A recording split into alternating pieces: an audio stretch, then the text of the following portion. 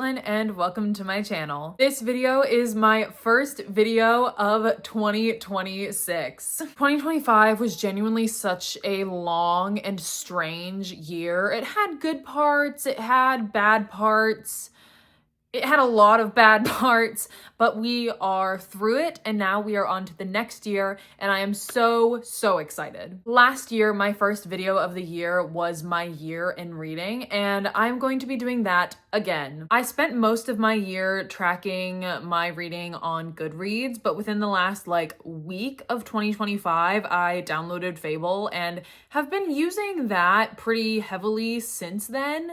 I have been more active of putting books that I want to read, updating my want to read list on Fable than I have on Goodreads. I am still keeping my current read up to date-ish on Goodreads. I've been a little slacking on that as well, but beside the point. But because I downloaded Fable the last week, it was able to download all my information from Goodreads and give me a bit of a reading recap for that app as well. So I actually have my Fable version of my reading wrapped and then my Goodreads reading wrapped. I'm going to be covering both of the apps, the little specific things that they have, but I'm going to start with the things that they both cover. So in 2025, I read a total of 49 books, which is actually one more book than I read the year previous. My average book rating was 4.1. The shortest book that I read was 12 by Jennifer Lynn Barnes, with a total of 144 pages. It was a novella at the end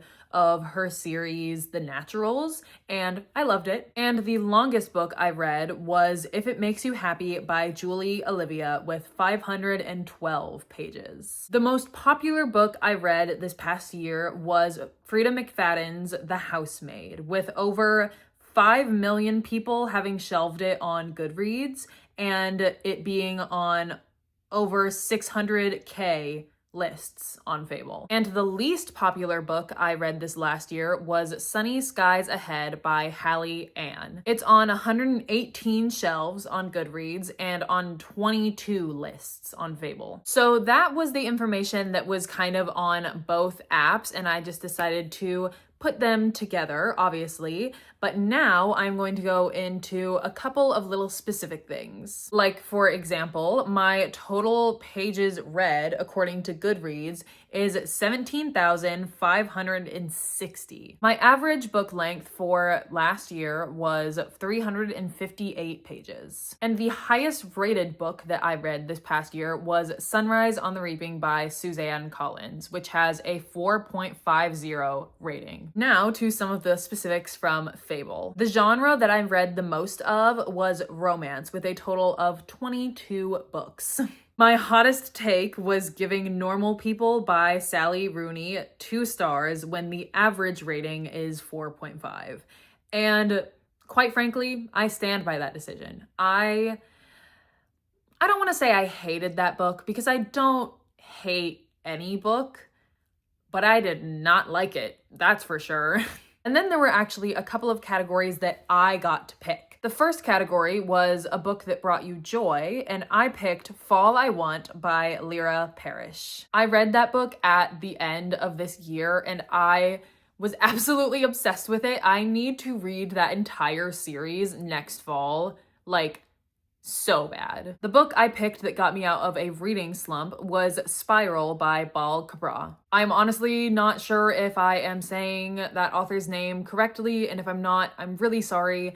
I meant to search it before I started filming this video, but I completely forgot. I will make sure to look it up afterwards though. I just remember reading this book when I was in a really bad reading slump in February, and it got me out of that slump almost immediately. I read so many books after that, and it was really good. I don't think I quite gave it 5 stars, but I really liked it. And the last category that I chose was a book that gave me a book hangover, and I picked Falling Like Leaves by Misty Wilson. I thought that book was genuinely so good and so cute and so beautiful and so precious, and I don't even have the words to describe how much I loved this book. Also, they kept referencing this one movie in the book, Practical Magic, which I had never seen before. And since reading that book, because they talked about it so much, I watched the movie.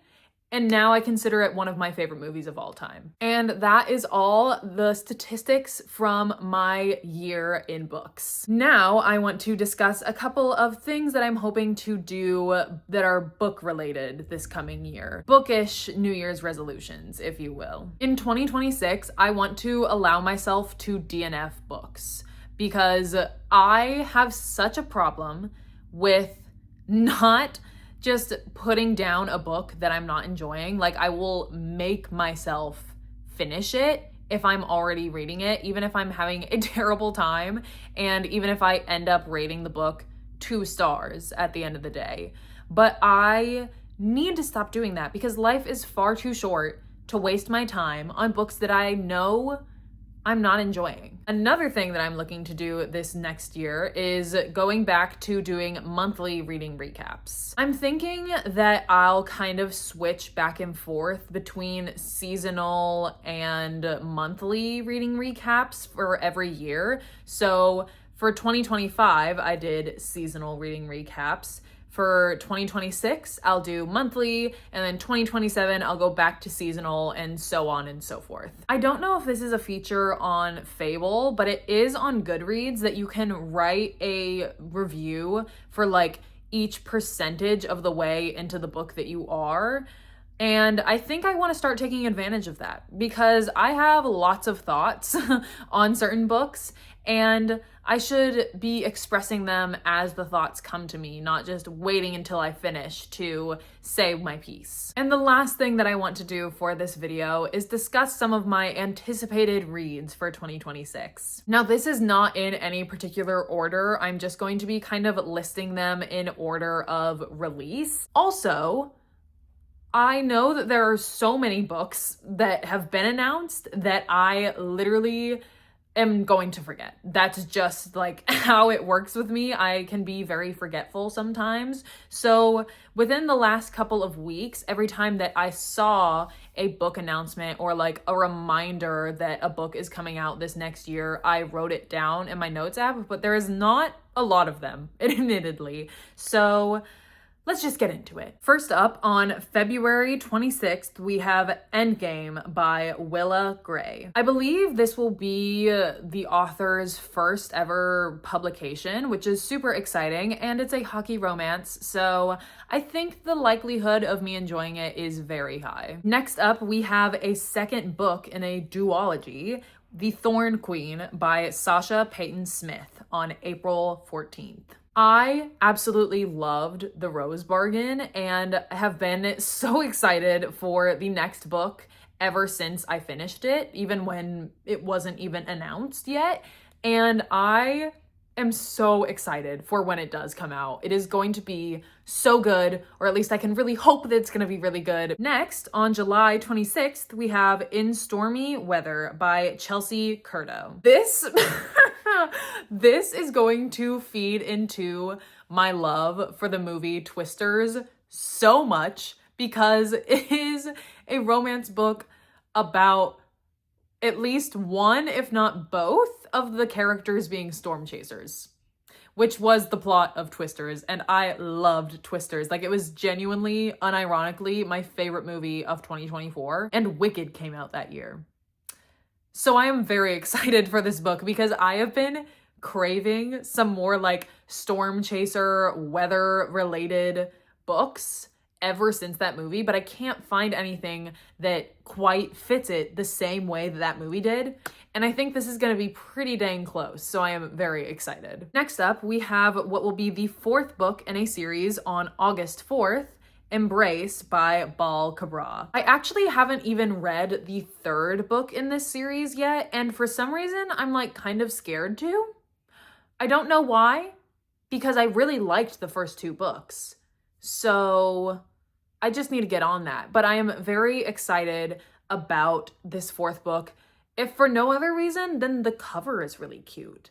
I feel like I very rarely see covers that are like yellow / like orange-ish, And I think it's so pretty and beautiful, and I can't wait to have it on my shelf. Next, on September 8th, we have People Pleasing by Hannah Bonham Young. I read her book People Watching this year, and it was my first book by her, and I absolutely adored it. And what's crazy is that I've heard that a lot of fans of this author think that People Watching is like her worst book. And to me, who's never read anything else by her and absolutely loved this book, like gave it 5 out of 5 stars, I am very intrigued to read the rest of her books if like what I considered a masterpiece is considered her worst work. And last, but most certainly not least, this book does not actually have a specific release date yet. It's just going to come out sometime in fall, and that is none other than Champagne Problems by Hannah Grace. If you've followed this channel for a while now, you've probably heard me bring up the Icebreaker book or the Maple Hills series at some point during a book video, and that's because I love that series so much. I know that a lot of book talk people think that the books are really bad and that it's all about the smut and that like they're not good, but I had a great time. Like, I loved those books. And I actually just read her newest book, The Holiday Ever After, that came out at the end of this last year. And I loved that too. I didn't love it as much as her other books, but honestly, still loved it. So I am very excited for this next book. It is F1 related. And admittedly, I'm not super into F1. Maybe this book will change my mind. Maybe I will have a complete perspective shift and will get super into it after reading Champagne Problems. But as of right now, I don't really care much for or know much about F1, so we'll see how that goes. Like I said, not a very long list, but I tried to write down the things that came across my feed in the last couple of weeks. And with that, that is all that I have for today's video. So if you enjoyed it, don't forget to like, comment, and subscribe, and I will see you in the next one. Bye!